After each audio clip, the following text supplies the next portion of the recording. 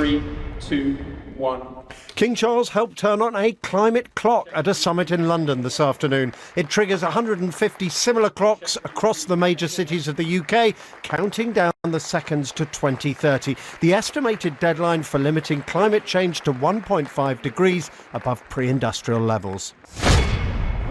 We have to reduce emissions urgently and take action to tackle the carbon already in the atmosphere.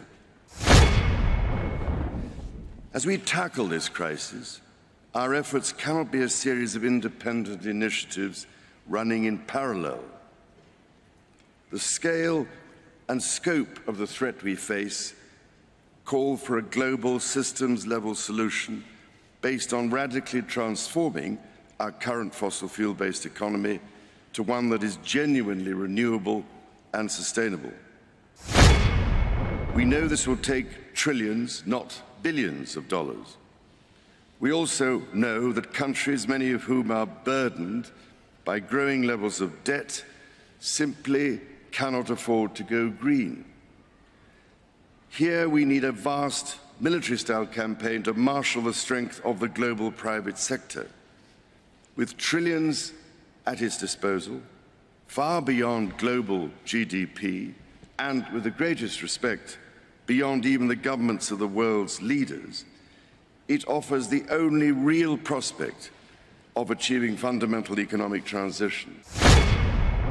Unless we take the action necessary and we build again in a greener and more sustainable and more inclusive way, then we will end up having more and more pandemics and more disasters from ever accelerating global warming and climate change. So this is the one moment, as you've all been saying, when we have to make as much progress as we can.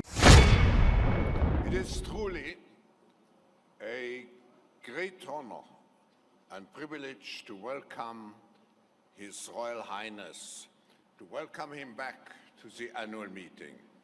I'm particularly delighted because it has been almost 30 years ago since your last participation. I sense the signals that we are reaching a global tipping point, as it has been mentioned many times here, in areas that are so close to the heart of His Royal Highness. After nearly 50 years of trying to champion this cause, I cannot help feeling that finally we are ready to change our trajectory. I believe profoundly in the critical importance at this juncture of forming an unprecedented global alliance of investors which can genuinely mobilize the kind of trillions of dollars needed to put our economy on the correct path. It is time for businesses, industries, and countries alike to design and implement how they will decarbonize and transition to net zero. It is time to move to unified metrics and global standards. Through new technologies, we have the ability to tag, track, and trace supply chains. 3, 2, 1. King Charles helped turn on a climate clock at a summit in London this afternoon. It triggers 150 similar clocks across the major cities of the UK, counting down the seconds to 2030. The estimated deadline for limiting climate change to 1.5 degrees above pre-industrial levels. 70 weeks are determined upon thy people and upon thy holy city to finish the transgression and to make an end of sins and to make reconciliation for iniquity and to bring in everlasting righteousness and to seal up the vision and prophecy and to anoint the most holy. Know therefore and understand that from the going forth of the commandment to restore and to build Jerusalem unto the Messiah the Prince shall be 7 weeks and 62 weeks. The street shall be built again, and the wall, even in troublous times. And after 62 weeks shall Messiah be cut off, but not for himself. And the people of the prince that shall come shall destroy the city and the sanctuary, and the end thereof shall be with a flood, and unto the end of the war desolations are determined. And he shall confirm the covenant with many for 1 week.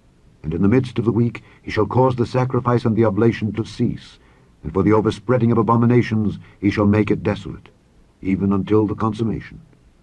And that determined shall be poured upon the desolate. Chapter 10.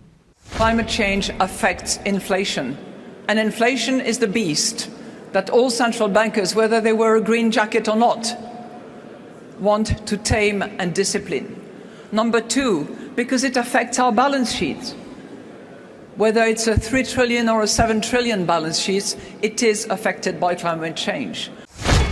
In order to solve the climate crisis, we will need to give up Yes, exactly. a lot of our most cherished needs. Yes. Money, the only place it exists is in the stories we believe. It's the greatest storytellers in the world. They are not the people who win the Nobel Prize in literature. It's the people who win the Nobel Prize in economics. Oh, They tell the really powerful and imaginative stories, and really the only stories that almost everybody believes. You know, not everybody believes in God or national mythologies or whatever, but everybody believes in money. yes. But in the end, it's just a story we created, and we can change it. First of all, we've just seen an AI does something very, very creative. Yes. I mean, we provided the text, but the images you've seen earlier were created by AI. Yes. So even the creative jobs are not safe. And it's sometimes our intuitions about what humans do good and what computers or robots do good, they're not necessarily true. For instance, manual jobs are much, much harder to automate in many cases than purely intellectual jobs. Yes. You know, it's much easier if you take, I don't know, healthcare. Doctors, there are all kinds of doctors, but doctors who basically just analyze data, they get the results of my medical tests, and they diagnose a disease, and they recommend a treatment. This is the easiest thing to automate. Again, I don't think that there is a necessary clash between religion and science in this field. Religion can be very helpful. If you think, for example, about the climate crisis, so we have seen the current Pope making some very helpful statements and trying to enact a good policy, giving motivation to people to prevent the further deterioration. And here's the follow-up, which I think is being published in the US next week. Yeah, next week. Homo Deus. Now this is the history of the next 100 years. And I think that fake news have been with us for thousands of years. Just think of the Bible. But there's... Now, the issue of whether the climate crisis is real, that's a purely scientific issue. It's not a matter for politicians or even for voters to say if it's real or not. It's a scientific question. To prevent the apocalypse, we'll probably need to impose some new taxes.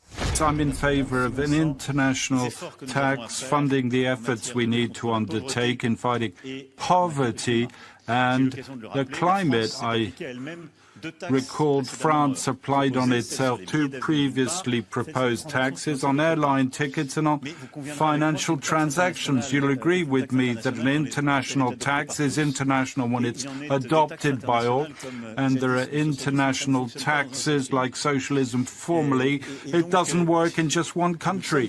And so we're already at the technological front. We're not going to continue to beat ourselves alone. We're going to try and rally and get others to follow. So we're in favor of an international tax on shipping because it's a sector that's not taxed. There's no reason why it's not taxed and doesn't contribute to efforts throughout the world. We governments need to, both support the development of the new and better stuff. We need to punish what we want to have less of, to carbon pricing and so on. And we need to sort of create enabling environments for a speedier uptake of a more circular, more renewable, and more sort of nature-conscious economy. We're developing, through technology, an ability for consumers to measure their own carbon footprint. What does that mean? That's where are they traveling? How are they traveling? What are they eating? What are they consuming on the platform? So individual carbon footprint tracker. Stay tuned. I mean, COVID makes it accelerates the process of digitalization and automatization. It legitimizes the deployment of mass surveillance, even in democratic countries, and it makes surveillance go under your skin. The Federal Reserve is considering a digital dollar. The implications for privacy and freedom are frightening. This is Richard Werner, the top academic scholar in the world on central banking. The nature of this CBDC, what is it actually going to look like? They never talk about that. Right. But I heard one European central banker tell me what it's going to look like. He saw it. And it was around this large and would be implanted under your skin. CBDC. If that happens, we're done. So you might have missed what happened Wednesday afternoon at the Fed, but they started their CBDC. And you see, the difference of this fourth industrial revolution is it doesn't change what you are doing. It changes you. Nobody wants to know what's in the vaccines because, look, if people understood what was in the vaccine, they'd go apeshit. So money is evolving from a very binary thing, which is where it is today, to a very complicated, intelligent form of money, which we call smart money.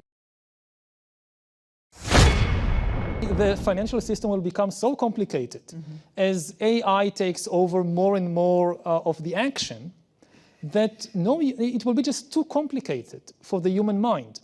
So how does a system functions when no human really understands it? The nature of money is going to change quite dramatically.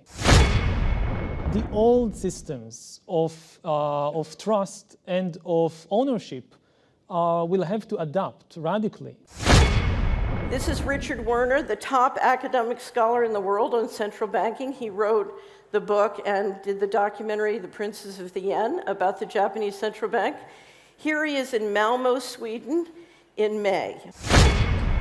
The nature of this CBDC, what is it actually going to look like? They never talk about that. Right. But I heard one European central banker tell me what it's going to look like. He saw it, and it was around this large and would be implanted under your skin. CBDC. If that happens, we're done.